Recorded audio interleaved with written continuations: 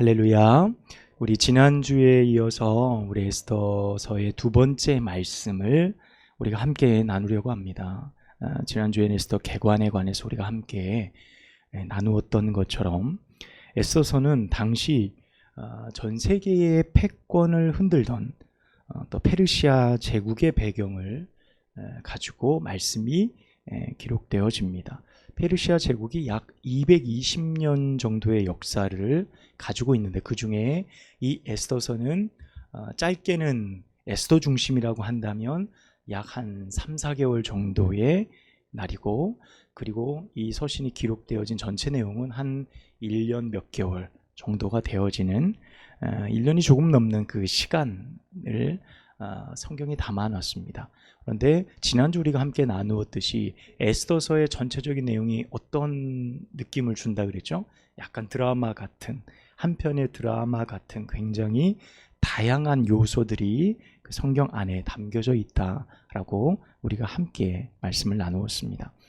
자, 오늘부터 본격적으로 본문의 내용을 우리가 좀 살펴보고자 합니다. 더불어 에스더서에 담긴 은혜, 오늘 우리에게 주신 은혜가 무엇일까 말씀을 통해 발견하는 복된 시간 되기를 주님의 이름으로 축원합니다. 1장 1절에서 22절은 1장 전체의 말씀입니다. 이 본문을 두 번으로 나누어서 말씀을 전할 텐데 1장 1절부터 8절까지는 페르시아라는 그 나라, 그 제국의 위엄을 볼 수 있는 내용들이 가득하고요. 9절부터 22절까지는 아하수에로의 왕의 왕비였던 와스디의 등장과 그리고 폐위, 그리고 각 지방의 여인들이 남편을 어떻게 섬겨야 되는지 어떤 규율들이 전파되어지는 그런 내용들로 1장 전체가 다 채워져 있는 것을 볼 수 있습니다. 오늘 본문은 먼저 1절부터 8절까지의 말씀을 우리가 좀 살펴보고자 합니다. 먼저 에스더서의 시작은 오늘 1절 말씀처럼 아하수에로 왕이 통치하던 시기에 일어났다라고 설명하고 있습니다. 그런데 그 설명이 거기에서 머물지 않고요. 이 아하수에로라는 왕이 어떤 존재인지, 그가 얼만큼의 나라를 통치하고 있는지를 보여주는 말씀이 나오게 됩니다. 말씀에 보면 당시 페르시아 제국이 통치하던 영토의 모습들이 등장하게 되어지는데 그 영토가 얼마나 광활한지를 볼 수 있습니다. 지난주 우리가 사진을 함께 보았던 것처럼 이 당시 페르시아 제국은 거의 우리가 사진에서 보듯이 인도 바로 시작점, 그래서 이제 파키스탄과 터키, 불가리아, 이집트 전역에까지 어마어마한 영토를 가지고 있었던 나라가 바로 이 페르시아 제국이었습니다. 오늘 본문에 보면 인도서부터 구스까지 127지방을 다스리는 왕이었다. 그러니까 전무후무하죠. 이렇게 넓은 지역을 다스리는 왕도 없었을 뿐더러 이 모든 지역을 안전하게 밀란 없이 어떤 쿠데타 없이 그것을 이끌어가고 있었던 왕이다라는 사실을 지금 보여주고 있는 겁니다. 그러니까 어마어마한 통치 능력을 가지고 있다, 보여준다라는 말씀이에요. 지도를 보면서 이 영토가 얼마나 광활한지를 여러분께서 충분히 보실 수 있어요. 여러분, 이때 아하수에로 왕은 수산궁에 머물고 있었다라고 기록을 합니다. 저기에 보면 저기 오늘 안 나와 있군요. 사진 한 장만 가져왔는데 지난주 우리가 함께 보았던 내용에 보면 수산이라는 지역이 따로 표기가 되어져 있었는데 이 수산이라는 곳에 머물고 있을 때는 어떤 시기였냐면 겨울 시기였어요. 그러니까 12월 중순에서 1월 중순, 2월 달 넘어가기 그 전까지의 시간 동안 이 수산궁에 머무르면서 겨울 동안의 모든 행정과 모든 통치를 이 수산궁에서 감당했어요. 그래서 겨울의 수도다. 겨울 계절 안에 이 지역이 수도의 역할을 감당했던 지역이었음을 알 수 있죠. 3절에서 8절 이하의 말씀을 보면 이제 어떤 이야기가 시작이 되냐면 수산궁에서 즉위했던 아하수에로 왕이 어떤 존재인지 이 페르시아 제국의 모습을 3절에서 8절까지 보여주는 내용이 바로 그 내용입니다. 왕이 된 지 3년이 되었을 때 모든 지방관과 신하들을 위해서 이 아하수에로 왕이 잔치를 베푸는데 그 기간이 무려 며칠입니까? 180일 동안 잔치를 베푸는 어마어마한 일을 하게 됩니다. 뭐 질릴 정도죠. 4절의 말씀에 보면요, 그렇게 기록되어 있습니다. 왕이 여러 날 곧 180일 동안에 그의 영화로운 나라의 부함과 위엄과 혁혁함을 나타내니라, 이렇게 기록하고 있어요. 그러니까 이 아하수에로 왕이 베푼 180일의 잔치를 통해서 이 나라가 얼마나 부하고 얼마나 잘 사는 나라인지, 그 왕의 위엄이 얼마나 위대한지, 그 혁혁함이 얼마나 대단한지를 나타내 보여주었다. 이 잔치의 어떤 시간들을 통해서, 그 잔치의 규모들을 통해서 말입니다. 자, 이 말씀만 보아도요, 당시 이 페르시아라는 나라가 얼마나 강대하고 힘 있는 나라였는지를 어렵지 않게 우리는 말씀을 통해서 발견해 볼 수 있죠. 또 여러분 5절 말씀 한번 볼까요?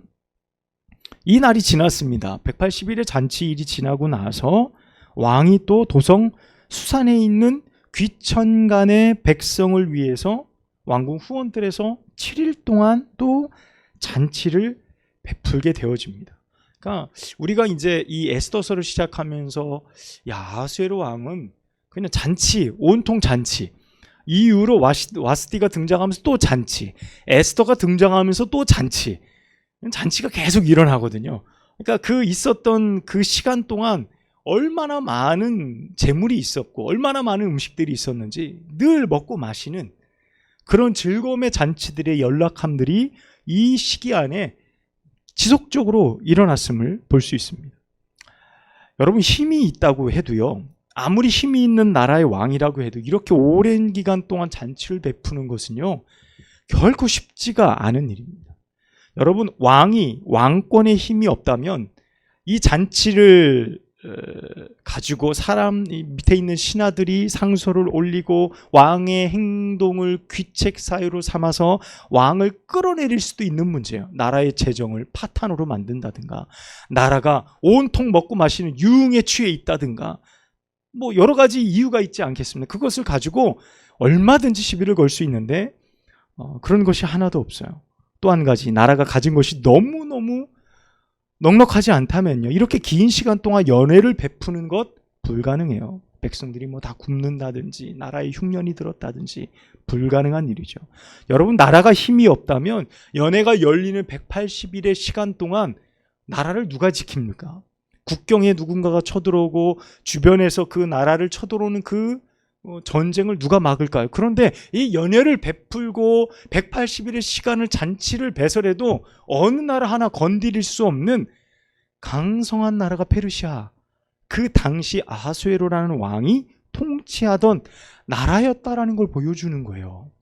그런 잔치를 얼마든지 베풀어도 안으로 밖으로 그 어떤 문제도 일어나지 않을 만한 환경을 이미 가지고 있었던 것입니다.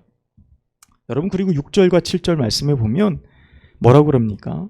왕궁 후원들의 그 모습을 보여줍니다. 백색, 녹색, 청색, 휘장, 자색 가는 배줄로 대리석 기둥, 은고리에 그것을 메고 금과 은으로 만든 걸상을, 화반석, 백석, 운모석, 흑석을 깐 마당에 또 금잔을 놓고 사람들로 금잔으로 마시게 하고, 그런데 그 금잔의 모양이 다 각기 다르고 마시는 술이 한이 없어서 원하는 대로 다 주는 거예요. 그런데 법도가 있어서 마시기 싫은 사람은 안 마셔도 되고, 야, 이거 엄청난 거 아닙니까? 이런 모습이 지금 성경에 쭉 등장하고 있는 거예요. 그러니까 얼마나 풍부하였는지, 얼마나 놀라운 환경을 지금 이 페르시아라는 제국이 보여주고 있는지를 성경이 기록하고 있습니다. 그러니까 그저 단순히 먹고 마시는 잔치를 넘어서 볼거리도 넘쳐났어요. 모든 잔치의 기구들이 가장 값비싼 물건들로 만들어졌고요. 주변의 환경들은 어때요? 다 대리석, 무슨 아주 진귀한 보석들로, 귀함석들로 쫙 가득 차 있는 그 왕궁 후원들의 모습을 상상하게 하는 거예요. 이 본문을 읽는 모든 독자들에게 상상력을 자극하는 말씀이 아닐 수 없다는 겁니다. 사실 여러분, 성경을 우리가 읽으면서 이렇게 한 나라의 상황과 어떤 그들이 처해 있는 그 상황을 이렇게 구체적으로 설명하고, 어떤 재료가 쓰였고 무엇이 되어졌고 무엇을 만들어서 무엇을 먹었고, 이런 내용들이 구체적으로 설명하는 일은 성경 안에 매우 드문 일이에요. 우리가 이것을 보면서 그런가 보다 라고 그냥 대단한 나라였나 보다 이렇게 지나칠 수 있지만, 굳이 성경이 이런 내용, 드문 내용을 구체적으로 왜 이것을 기록하고 있냐라는 거예요. 여러분, 꼭 이 대목을 읽으면 무엇이 생각나냐면 솔로몬 성전을 지을 때가 생각나요. 여러분, 솔로몬 성전을 건축했을 때 솔로몬 성전은 그 어떤 시대에도 볼 수 없었던 가장 화려한 모든 도구와 모든 보석, 귀한 것들을 총동원해서 지은 게 솔로몬 성전이거든요. 열왕기상 으로 넘어가면 1절부터 38절까지의 말씀을 보면 거기에 성전 건축에 어마어마한 광경들이 나와요.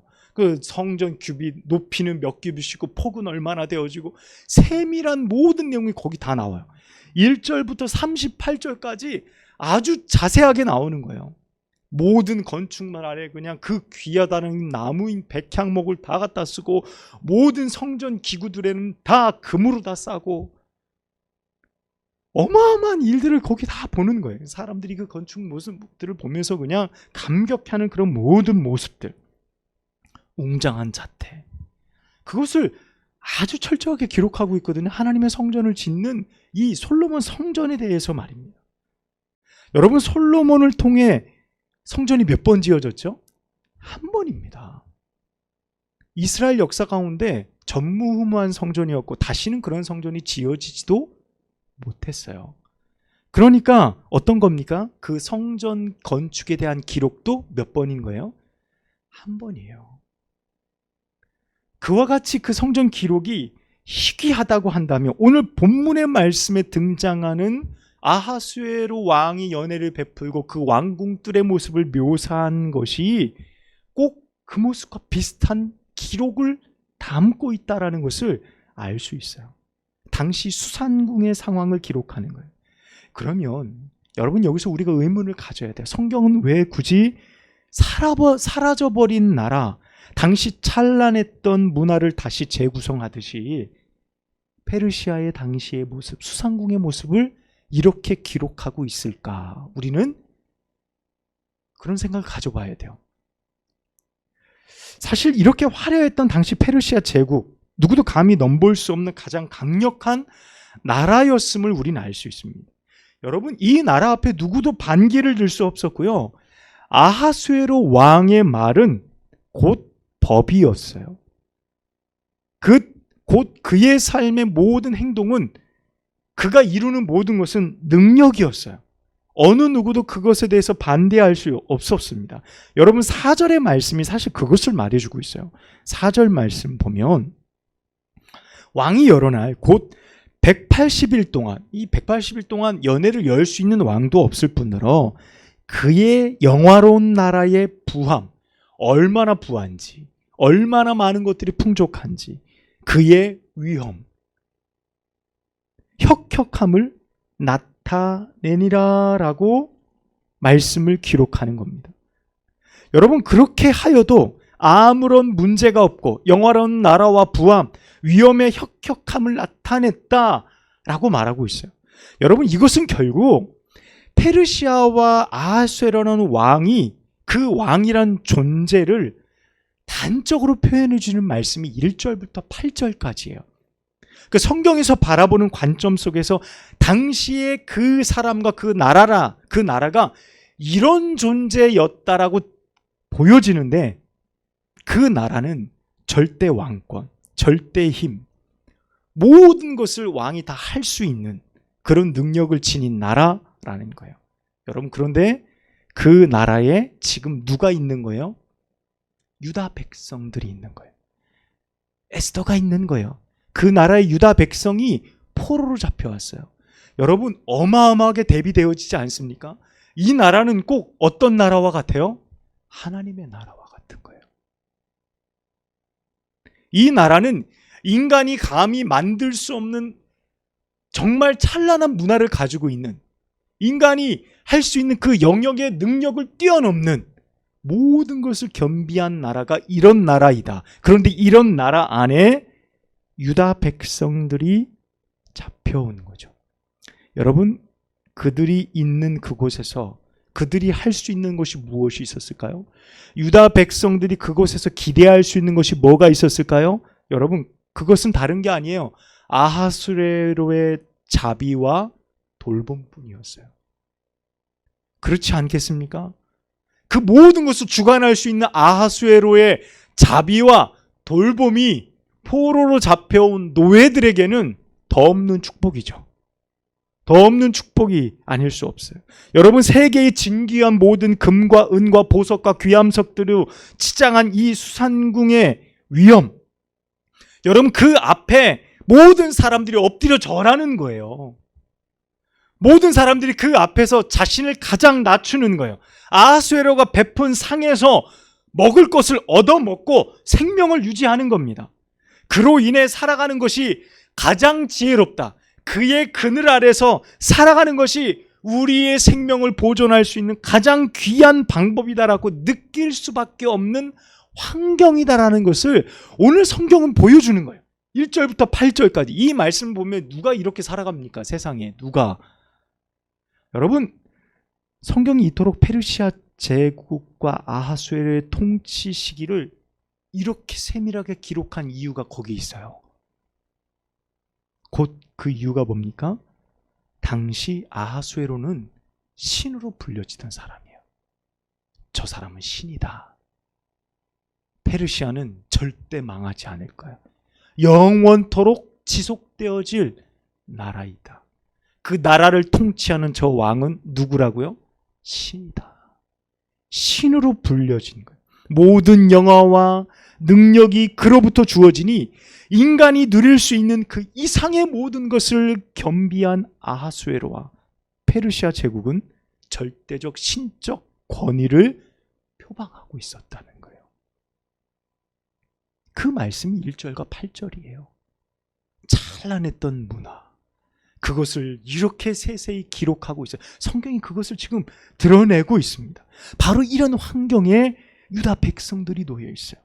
그들은 단지 포로이고 노예일 뿐입니다. 왕이 그들을 살리기도 하고 죽이기도 하는 거예요. 이런 절대적 환경 속에서 여러분, 유다 백성들이 놓였다라는 것은 이런 메시지가 그들에게 던져졌다는 거예요. 너희가 절대적으로 의지해야 될 저 사람이면서 신처럼 불려지는 저 존재, 페르시아 제국의 왕, 그를 보면서 너희는 하나님을 기억해낼 수 있겠니? 이런 환경 속에서 너희가 절대적으로 굴복하고 그 환경의 그늘 속에서 살아남을 수 있겠다라고 말하는 그때에도 너희는 하나님을 기억해낼 수 있겠니? 이 메시지가 담겨져 있어요. 인간의 한계를 넘어서 세상이 모든 것을 다 가진 신과 같은 아하수에로의 통치 속에서 그들은 하나님의 위엄, 하나님이 우리를 먹이심, 하나님의 영원한 나라의 혁혁함을 그들은 고백할 수 있을까요? 여러분, 이 4절의 9절이 하나님 앞에 쓰여지던 단어들인 거죠.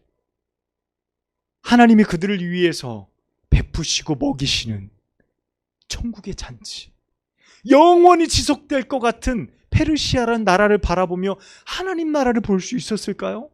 하나님이 지금 우리가 이렇게 포로로 잡혀왔고 모든 권세가 저 한 사람에게 몰려 있는데 하나님이 그럼에도 이곳에서도 역사하고 당신의 위엄이 있고 그 혁혁함을 드러내 주실 거야 라는 믿음이 있냐라는 거예요.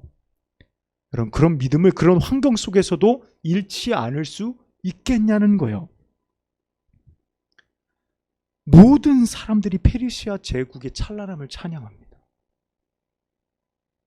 모든 사람들이 그 영화를 노래하는 거예요. 신으로 노래합니다. 그의 백성이 되길 원하고 그 나라의 사람이 되어지고 왕의 보호를 받기를 원합니다. 여러분, 바로 그곳에서 우리의 믿음이 초라해지지 않을 수 있겠습니까? 여러분, 우리의 믿음을 들어 올려 그럼에도 불구하고 하나님이 더 위대하시다.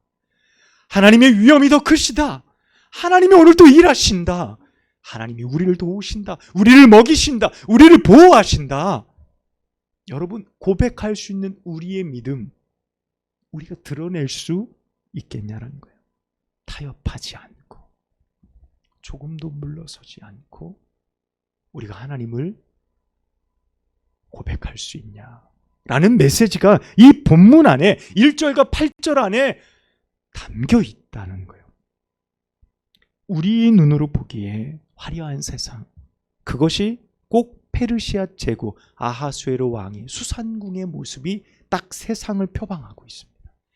세상의 화려함을 그려내주고 있어요. 누구든 그 화려함을 갖고 싶어 하고요. 그 화려함이 가득한 세상에서 살아가고 싶어 해요. 100이면 100, 모든 사람이 말입니다. 그런 화려한 세상 속에서 하나님을 향한 우리의 믿음을 우리가 잃지 않을 수 있겠냐라는 질문을 오늘 성경은 우리 가운데 던지고 있습니다. 여러분, 당시 유다인들처럼 오늘 말씀을 듣는 우리도 이 메시지에 답을 해야 돼요. 여러분은 어떤 선택을 하시겠습니까? 성경은 당시 유다인들이 처해 있던 상황을 우리에게 이처럼 상세하게 보여주고 있습니다. 페르시아 제국은 당시 세상의 화려함의 극치이지요. 모든 사람이 동경하는 환경 그 자체입니다. 그러나 우리에게, 그 당시 유다인들에게 하나님은 어떤 거죠? 우리의 현실에서 하나님은 보이지 않는 거예요. 수상궁의 화려함은 당장 내 눈앞에 화려하게 나를 유혹하는데 하나님은 보이지 않고 있어요.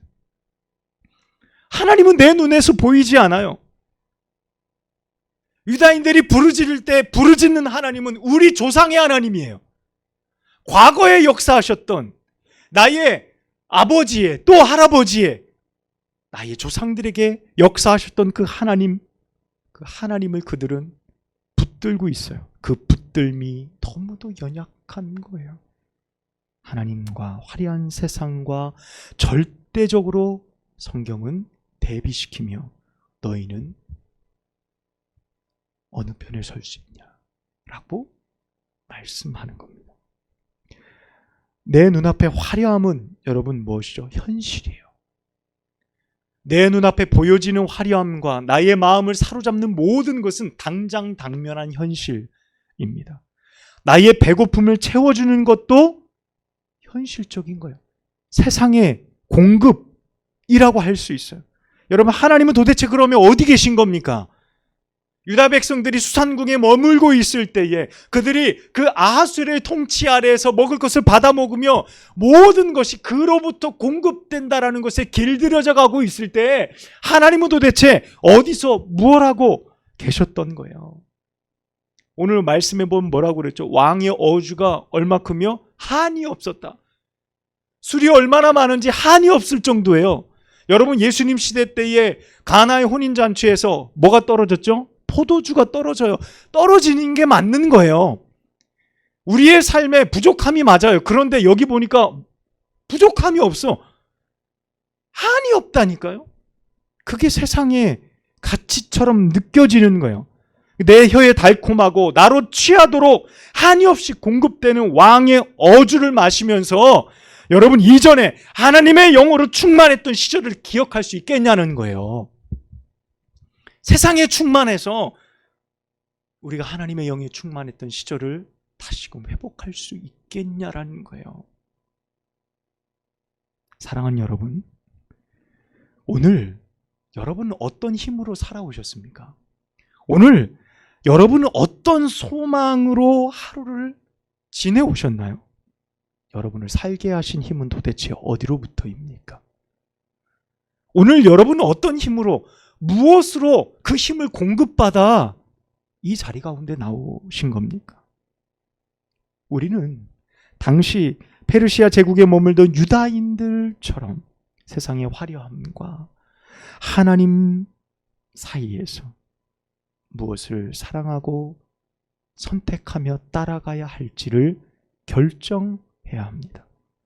우리의 삶의 공급이 어디로부터인지 우리가 믿음으로 그것을 결정하고 따라가야 한다는 사실입니다. 바라기는 우리의 공급이 세상으로부터가 아닌 여전히 도우시는 하나님으로 살아가는 여러분들 되시길 주님의 이름으로 축원합니다. 여러분, 우리의 삶의 도움이 어디로부터입니까? 나의 도움은 어디라고요? 천지를 지으신 여호와에게로소이다 라고 고백해요.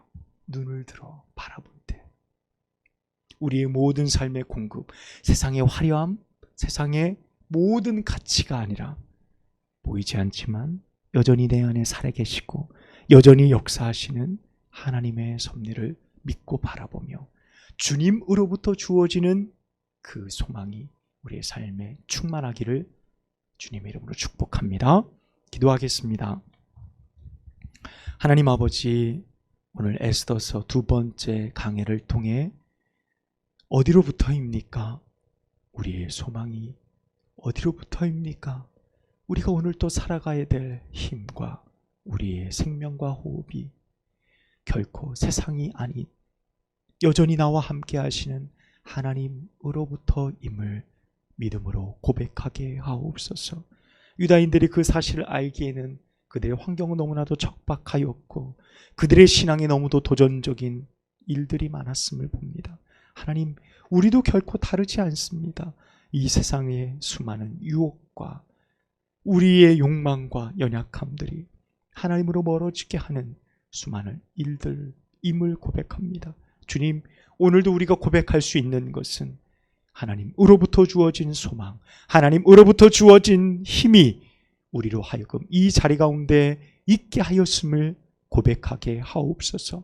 그 힘으로 살아가게 하여 주시고 그 힘의 능력으로 승리할 수 있는 저희들 모두가 되어지도록 축복하여 주옵소서. 우리 구주 예수님의 이름으로 간절히 기도하옵나이다. 아멘.